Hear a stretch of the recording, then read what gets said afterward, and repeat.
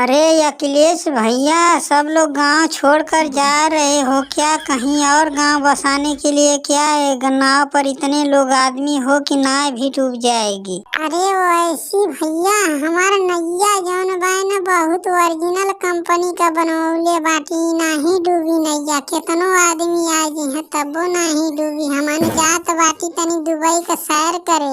अरे यार अखिलेश, तुम लोग जा रहे हो इतने सारे लोग एक नाव पर, नाव डूब गई कहीं तो 7 समुंदर पार करके जाना पड़ता है, और जहाज से सब लोग जाते हैं और तुम लोग जो है नैया से जा रहे हो। ए चाचा, हमार नैया नहीं डूबी। हम इतना मजबूत कंपनी का लेहले बाटी न कि 7 समुंदर भी पार करके चल जाई। ठीक है भैया, जाओ, तुम्हारी यात्रा मंगलमय हो। लेकिन एक बात का ध्यान रखना, जब भी कभी जरूरत पड़े तो हमें फोन कर देना। क्या है, मछलियाँ बहुत बड़ी बड़ी समुंदर में होती हैं, पलट देती हैं नैया, इसलिए मैं बोल रहा हूँ। अरे वैसी भैया, हमारा यारा मशीन लगल बा नैया में। जितना बड़ी भी मछली हो, करेंट वाली हमार नैया बा, तुरंत मारी मर जई है लोगन।